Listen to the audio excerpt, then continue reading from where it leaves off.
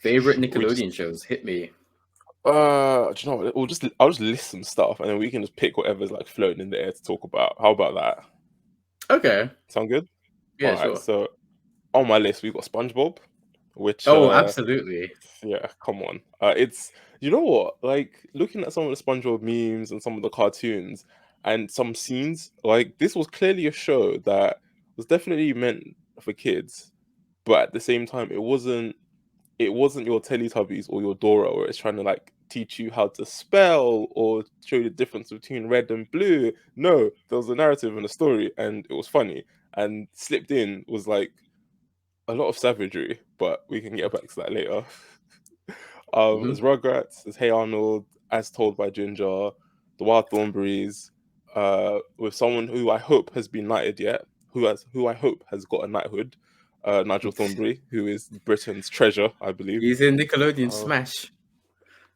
but of course, if he wasn't there, like I couldn't acknowledge Nickelodeon Smash as a game. Nigel Thornberry is royalty.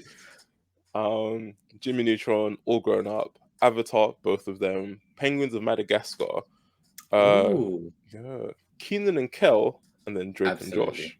I think such a strong lineup of shows. Yeah, it really is. And I'm glad that you remembered Keenan and Kel because Of it took me a course. long time to remember Keenan and Kel because I was just thinking about cartoons and then I realized, hold on, Nickelodeon had some good live action stuff as Some well. fun Like, stuff, yeah. yeah, they had Zoe 101, which was okay. Hmm. And then they had Drake and Josh, which was really good. And then you had Keenan and Kel, which Drake and Josh kind of copied. So it's all good. Oh, you're right. Huh, okay, Yeah, thanks for they just copied the template. I mean, Keenan and Kel was funnier, that. and they did a whole stand-up routine as well, which I really appreciate. It's not easy. No, not at all. I Did think you Drake and got Josh some. ever? Oh, go on. Sorry, I was go gonna on. say, did Drake and Josh ever get a film? I think so. Oh, nice, I awesome. think so. That Mm. sounds familiar. Drake is problematic now, so there's that. Is it because he's a Uh, Mexican singer, or I think he? no, Oh, what did what, he do?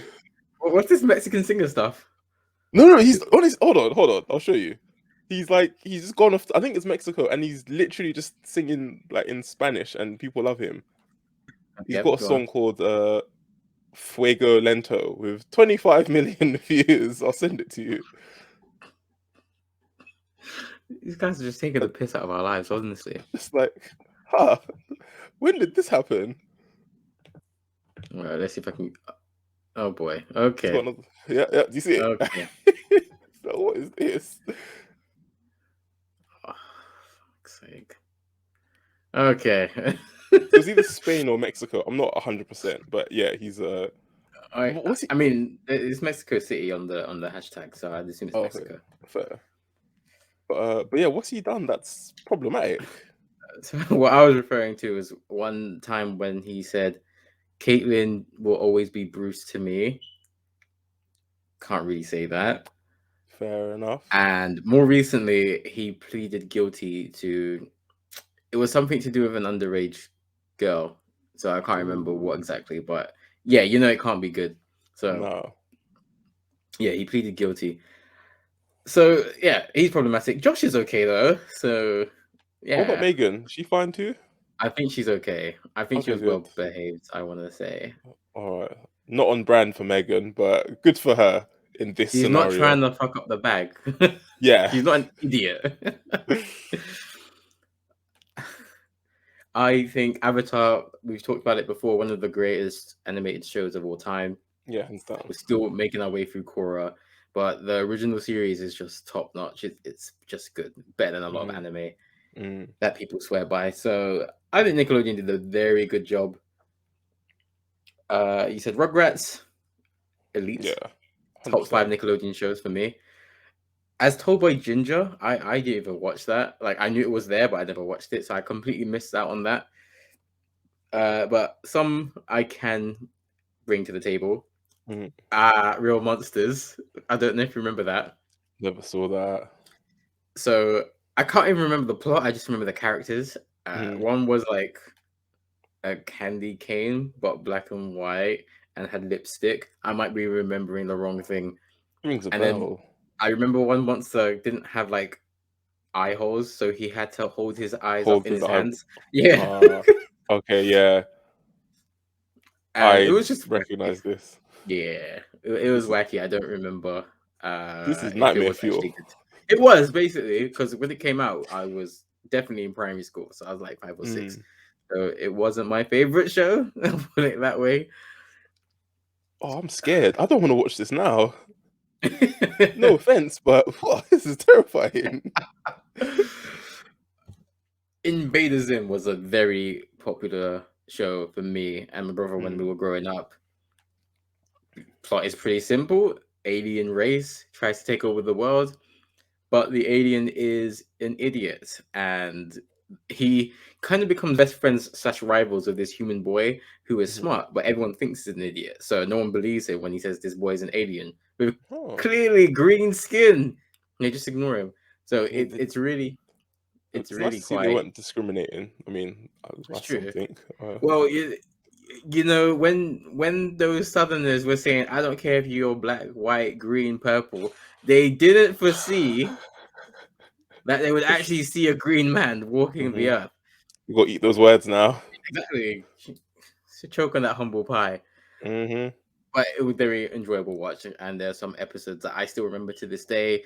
So there's an episode where the boy, who no one believes, his sister tries to get this new game for a portable games console, and this other boy buys the last copy in the store, and she stalks this boy and ruins his day until he gives up and gives her the cartridge, and it's some of the most entertaining stuff So ever. she pay him. She just robbed him basically. She's evil.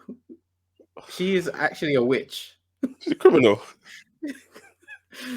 How old Yeah, is she? What, like 7? she can't be older than 10. Goodness me.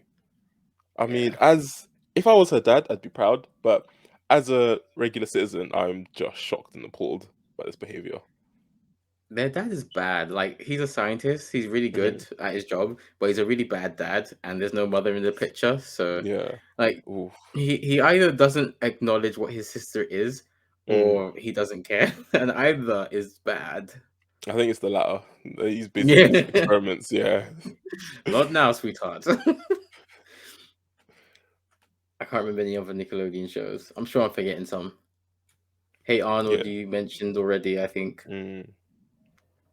great I show. used to absolutely love Hey Arnold because every character, like, they had something about them that, Yeah, and they were very distinguished. No one was like a copy and paste.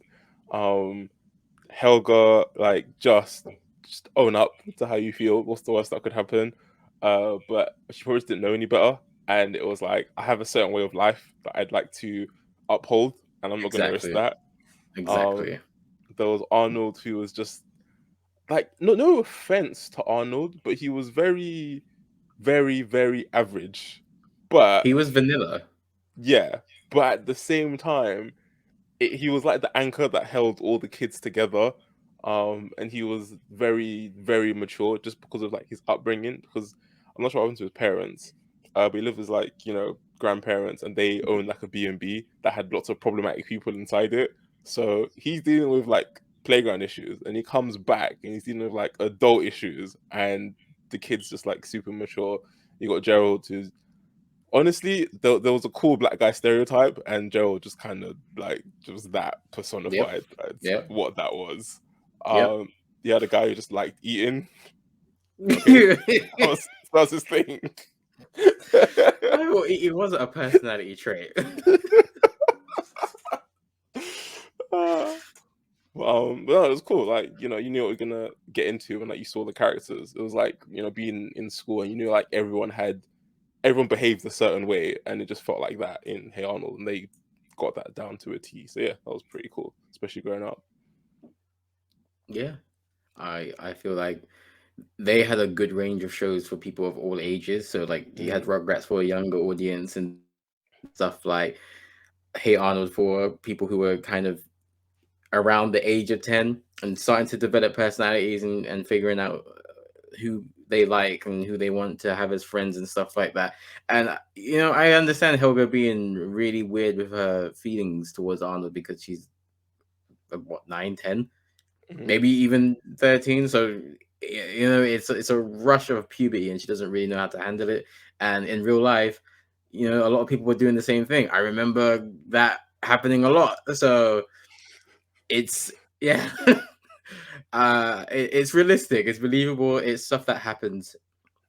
So it's just that Helga is a knobhead in general, which is Yeah. why she's unlikable.